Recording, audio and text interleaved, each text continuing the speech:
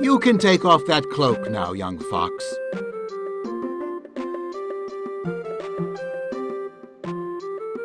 You must have had a long journey. So tell me, how did you manage to get past the doorkeeper? My friends and I provided him with a diversion. Quite clever. But then I could tell you were clever at the puzzle tournament.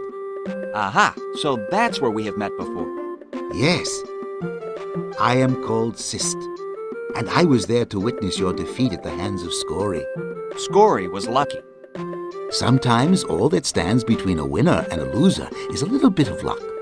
Now then, why are you here? My friends and I are investigating the disappearance of the Orb of Storms. We are at a loss as to where to start, and have heard that you know many things. Can you help us? We have knowledge, but we are not clairvoyant. We must have clues, something to go on. Have you any clues? I found what might be a clue. Let me see it then. I have made a plaster cast of a footprint found at the scene of the theft. Can you identify it? It looks familiar. I will have to consult with some of my associates.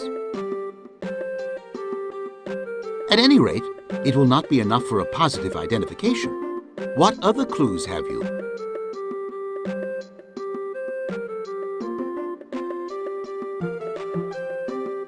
Ah, sour berries. What, you recognize them? Indeed I do. These are very rare and grow only in certain places. Where? You must tell me. This, together with the footprint, tells me all I need to know. Who is it? You must tell me. Not so fast. My knowledge does not come cheap. But I have very little money. Who mentioned money? It is information that I desire. What is it you wish to know? For weeks we have heard rumors of strange goings-on at the court of the Boar King. This has caused great consternation among my people, for we do not trust the boar. That is a sentiment shared by most races. I want you to go to the Boar King's court and see what you can find out. But I was just there. I find that hard to believe. Have you any proof? I did find this ring at the bottom of his mud bath. What were you doing in his... Never mind, it's a long story. Ah, this is good. This is very good. I mean, this is bad. Do you know what this ring means? It has the head of a wolf on it, so I assume it belongs to a member of the wolf tribe. It is more than that. This insignia is that of a wolf captain. That means there have been military meetings between the wolf and the boar. How do you know the ring wasn't stolen? Or maybe the wolf captain lost it? First, the wolf captain is constantly surrounded by guards. You cannot steal from him. Secondly, the ring cannot be lost because it is never taken off, except under very special circumstances, like the pledging of a very solemn troth. What kind of troth? It is that which fills me with fear. Whatever unholy alliance has been formed between the wolf and the boar, it can only mean trouble for the rest of the tribes. And I believe it all revolves around the missing orb. Then it is all the more important you tell me what I need to know.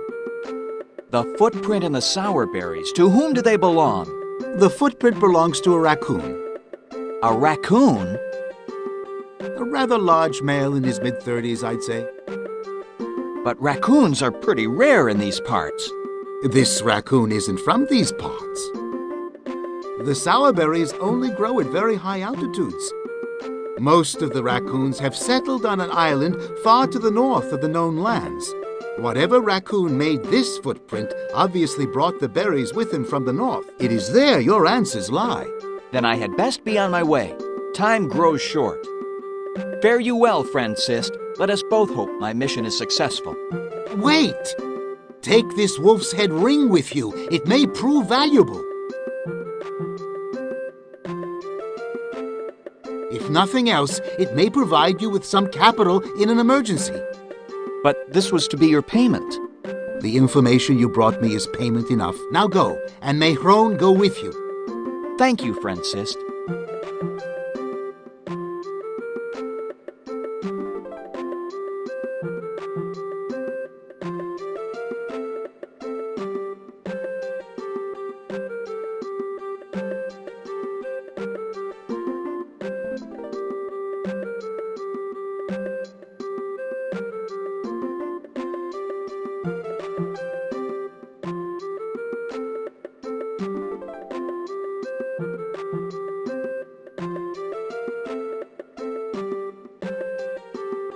It's sealed shut. I wonder what the word quarantine means.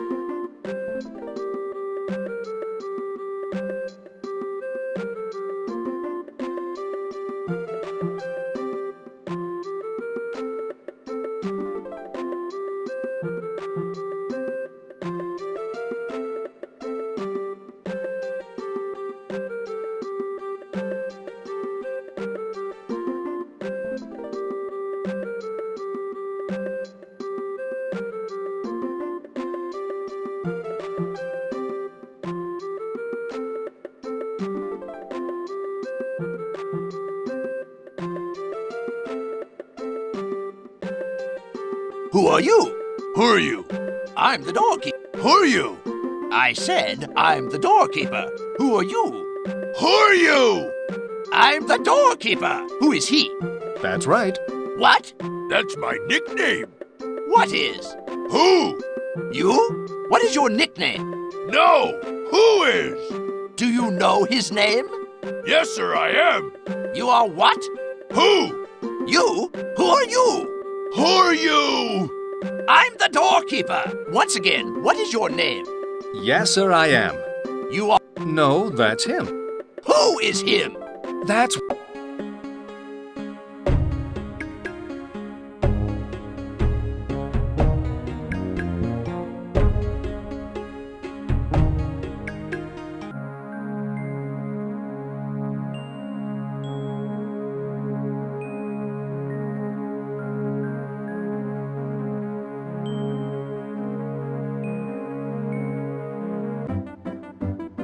Hello, sir. We've come to Forever Mountain in hope of peering into the wildlands, that we might have some sort of idea where we are going. I am pleased to meet you.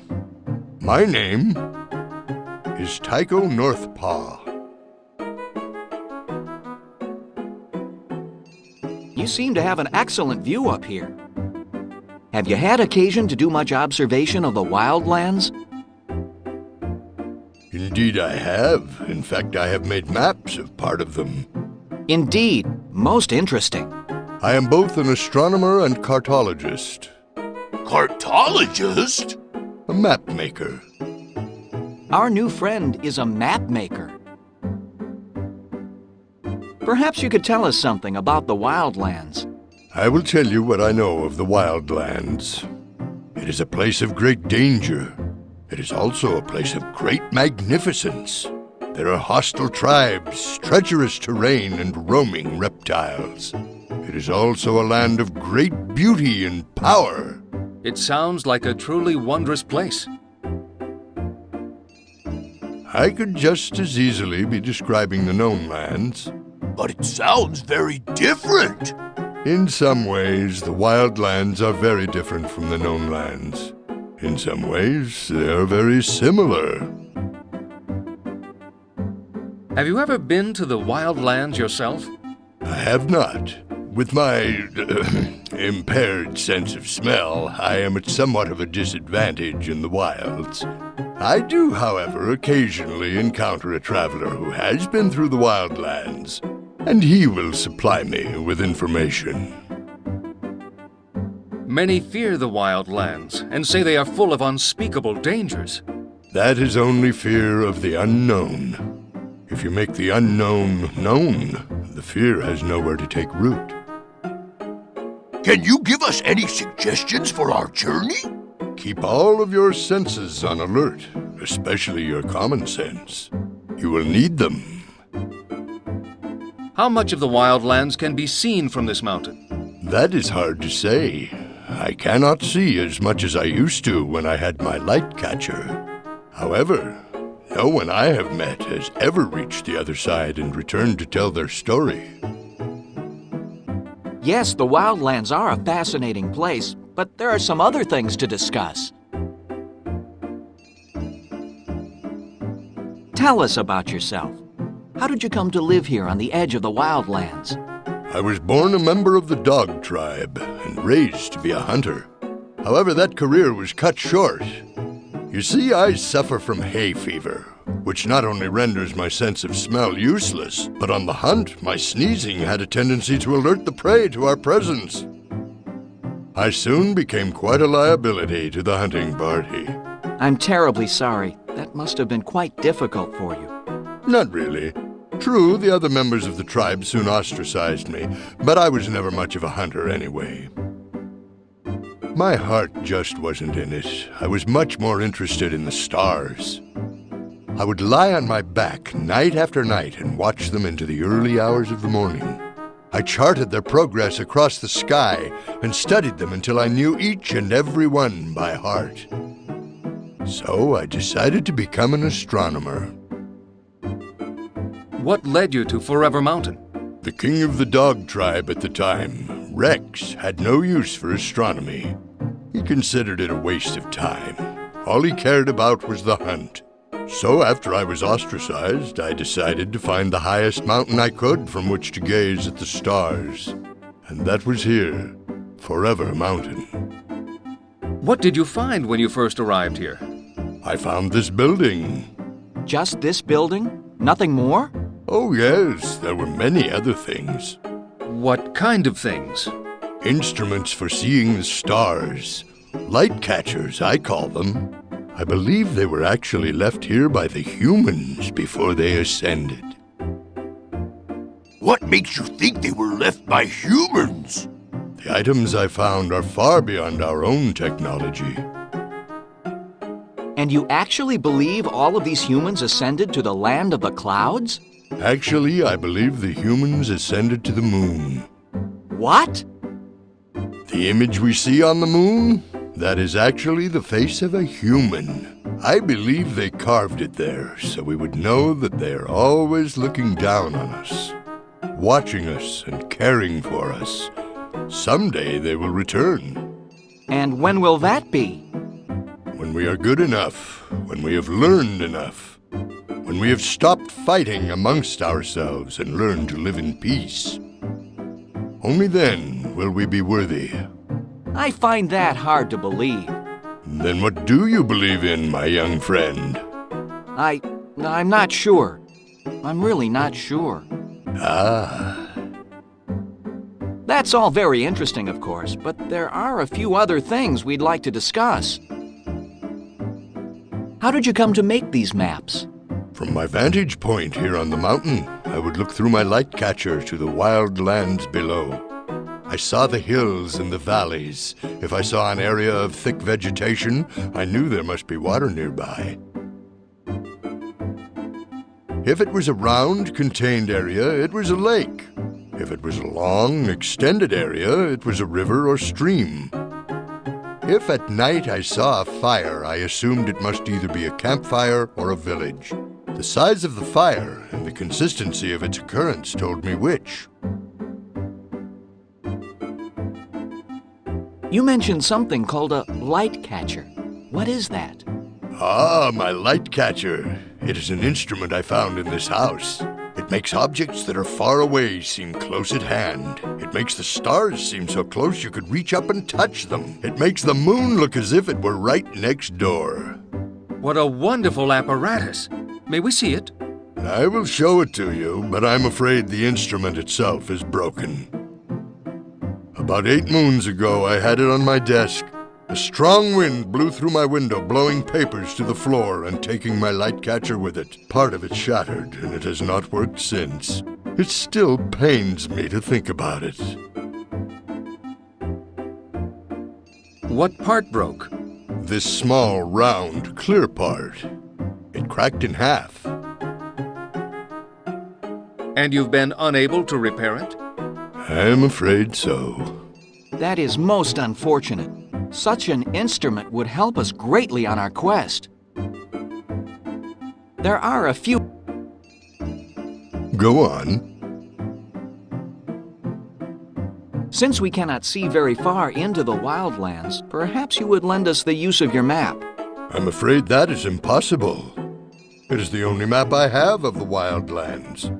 And with my light catcher now broken, I would never be able to make another one. It must not leave these walls.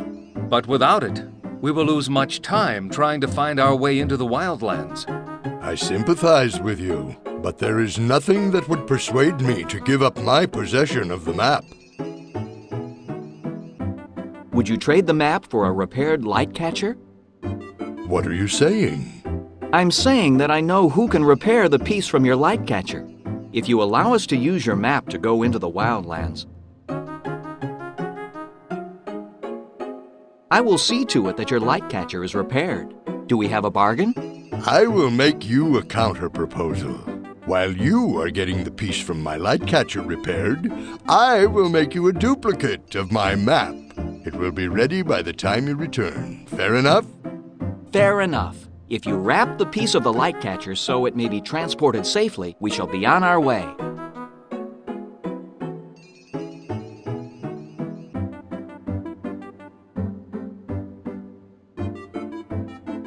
My friends, the broken piece is now in your care. We'll be on our way. Good luck to you.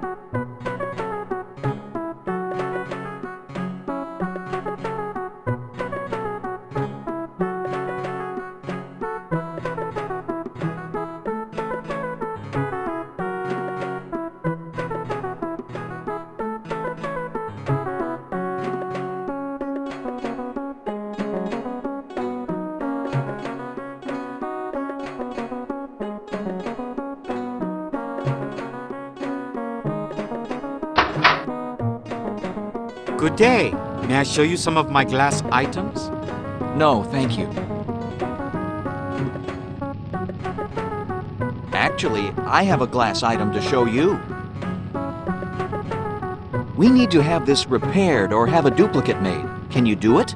These are most unusual. From whence did these pieces come? An instrument called a light catcher. This is new to me. To construct a piece to these exact specifications is beyond my skill. Then we are doomed. Not so fast. Let us go to the lodge. We can ask Sokka. If she cannot help us, perhaps she will consult the one who knows all.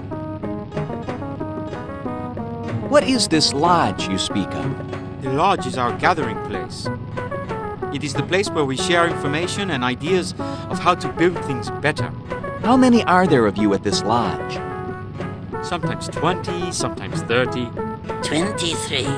We gather there every day before sundown. In fact, the meeting should be starting very shortly. Who is Sokka? Sokka is our chief builder and the head of our association. And she will know how to repair the glass? If she doesn't, she will have the best chance of finding someone or something who can. Who is the one who knows all? The one who knows all speaks to us. He tells us how to build things and answers our questions. However, we do not understand most of what he says. Where can we find him? The one who knows all is not in the body. He speaks to us through a unit. Please go on. Perhaps I've said too much already. I would prefer to let Sokka explain. Then we shall most gratefully meet with you and the others at the lodge.